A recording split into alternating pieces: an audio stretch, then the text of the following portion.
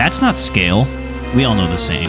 What is scale to some people is boring to others, so ultimately, it is always fun to have a plane in your fleet that you have for the sole purpose of flying it like the real thing.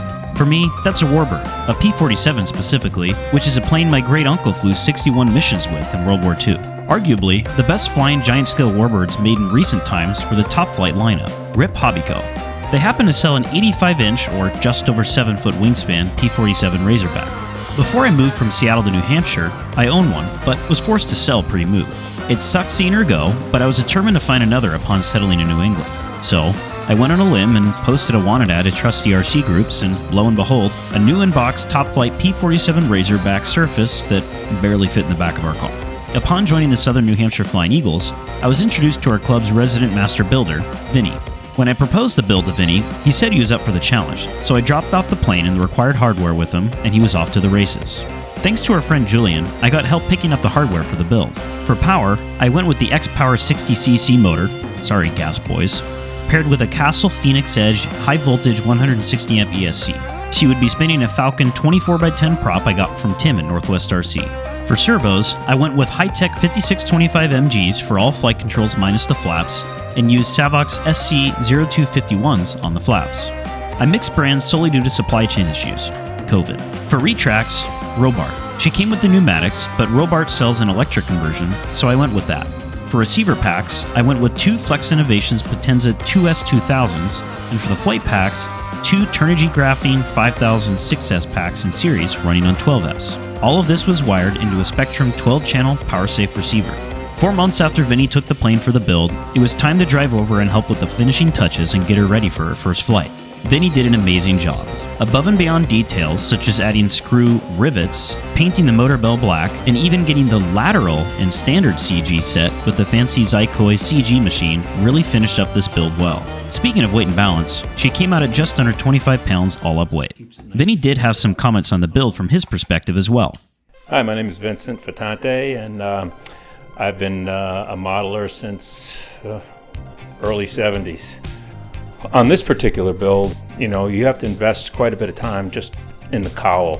What I mean by that is that dummy radial engine in there is made up of a lot of pieces and aluminum tubes to simulate the rocker tubes.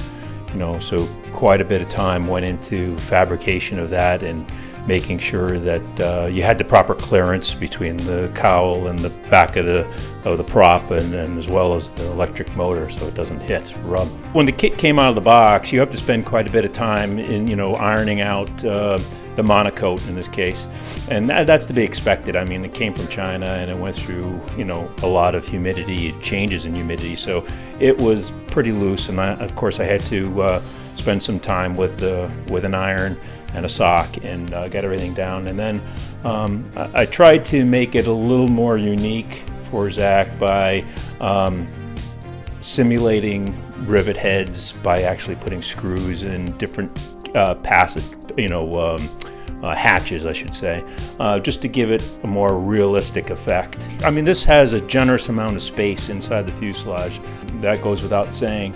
So I tried to be creative in how all the electronics is going to be hooked up. So what I tried to do is, okay, if I'm going to fly this and without any help, single person, what would be the best way, what would be the easiest way to be able to put the wing on and off and get to all the electronics, i.e. the flaps, the ailerons, things like that. And so I really tried to create a system that allowed all the connections to be made right up here through this upper hatch and make it really easy.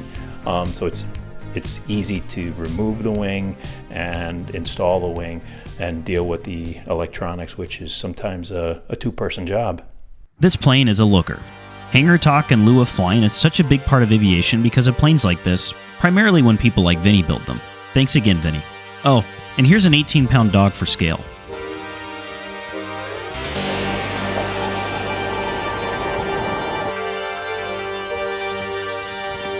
With that, it was time to plug in the batteries, get the flaps set, and taxi out for her inaugural takeoff at the Concord Skyhawks RC Club. Taking off heavier planes requires patience. Sure, you could goose it like a park flyer and leap into the air with the motor on this bird, but the risks are much higher with a plane like this. Plus, we want her to look scale.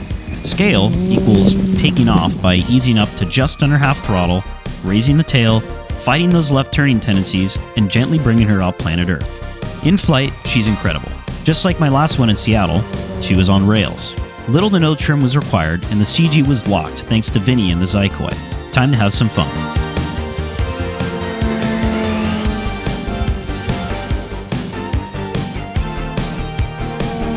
Speaking of fun, do as I say, not as I do. Time to cheat on Scale a bit and see if she'll knife edge. My favorite thing with this bird is how forgiving the wing is. You can load it up aggressively, and she simply doesn't bite like other heavy balsa warbirds out there that immediately flip on their back.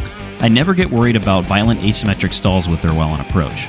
I should mention too, if you listen closely, the guns on the leading edge of the wings double as flutes if you get the angle of attack right when loading up the wing.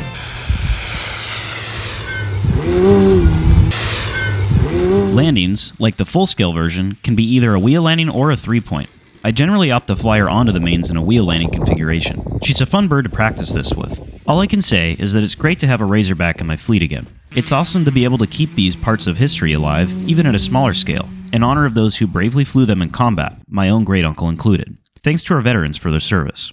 It's a shame that you can't find these at your local hobby shop anymore, but we're lucky to have folks like Vinny around whose passion is bringing these alive to a high standard, and for collectors and RC groups who occasionally decide to let these relics back into the wild. Ben is mid-packing for his move out here to New Hampshire, but once he arrives, we will make it a point to film footage of this bird with a real camera and not a cell phone. And even maybe get some more "that's not scale" fun into the mix with her too, because who doesn't like flying outside the box every once in a while, especially with a plane as forgiving as this one. If you like this video, be sure to subscribe and hit that like button. See you next Saturday with a new upload.